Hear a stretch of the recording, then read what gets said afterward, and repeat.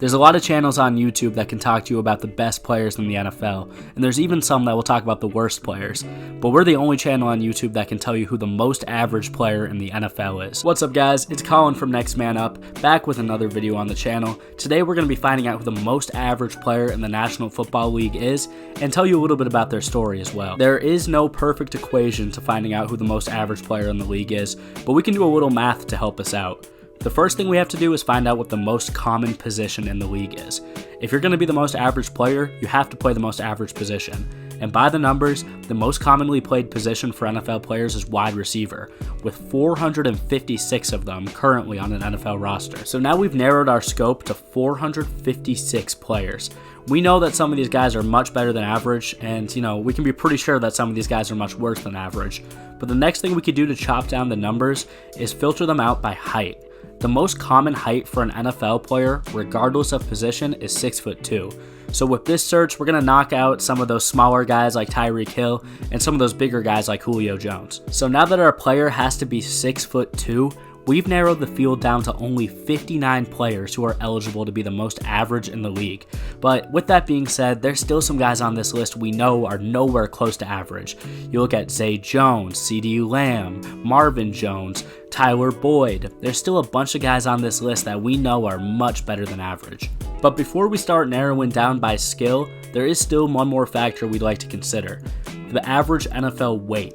The average weight of an NFL player is 246 pounds, but we have to chop those numbers up a little bit because the average weight of a wide receiver is 200.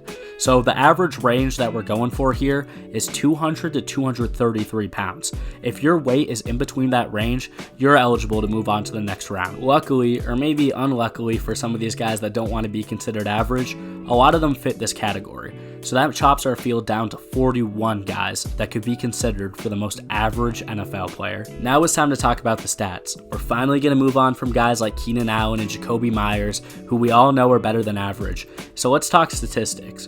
486 players caught a pass in 2022. The average wide receiver would have had about 14 catches last year, so we're going to count anywhere from 9 catches to 20 catches as acceptable.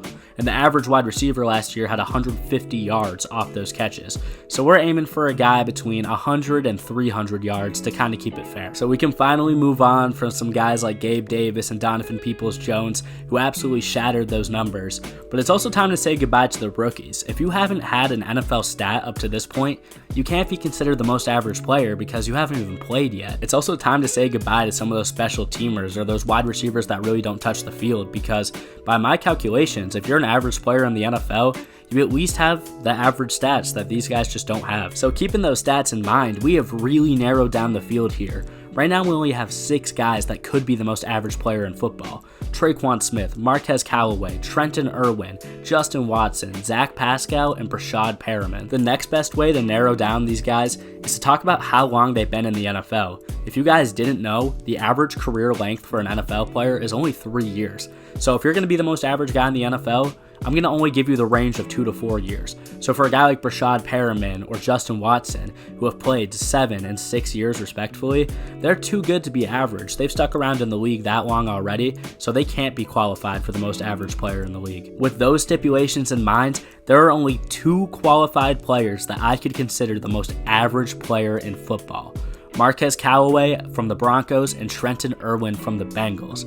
Deciding between these 2 guys was no easy task, but I hope this explanation can explain why I picked the guy I picked. I went back and forth on these 2 guys for a long time. Both of them played 4 years at their respective schools, Callaway at Tennessee and Irwin at Stanford, and both of them went undrafted. They both came into the league at a similar time, but there is one major thing that separates these guys. Marquez Callaway caught 46 passes for almost 700 yards in 2021 with 6 touchdowns. That amazing season for him has set him apart where he cannot be the most average player in the league. He was too good and he was too injured last year to be qualified. So with that being said, your official most average player in football going into the 2023 season is Trenton Irwin, the wide receiver for the Cincinnati Bengals out of Stanford. There was a lot into making my decision of who the most average player in football is, but I don't want this to come off as disrespectful in any way. Trenton Irwin is an amazing athlete, and despite being my most average player in the league, Trenton Irwin is nothing average, and here's why. Trenton Irwin was born in 1995 in Glendale, California. Irwin first appeared in the Homes of Americans all the way back in 2005, when he was only 10 years old. He was featured in the Bravo documentary series Sports Kids, Moms, and Dads. The 8-part series featured the stories of parents and their child athletes to show the struggles of raising an athlete in a win-at-all-costs world of sports.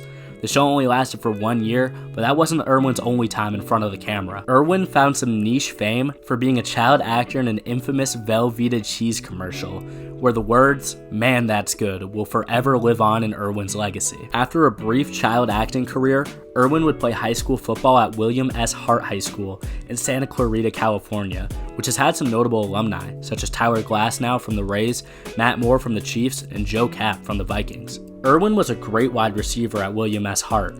Coming out of high school as a 4-star prospect, Irwin had some big Power 5 offers, including Penn State, UCLA, and Texas Tech. Despite these offers, it seemed like Irwin was locked in into committing to Arizona State after being crystal balled there early in his recruitment. But to the surprise of many, he decided to stay home and commit to Stanford University. Irwin had a significant impact at Stanford, and even as a true freshman, he played valuable reps as a punt returner and a special teamer, before he really turned it up as an upperclassman. He's currently 10th all-time for receptions in Stanford's college football history, and he was still the team's primary punt returner his whole career. Despite his versatility, Irwin would go undrafted in the 2019 draft, and soon after, he would have a short stint with the Miami Dolphins practice squad before once again being released. Irwin was picked up by the Bengals practice squad in 2019 and eventually promoted to the active roster in 2020.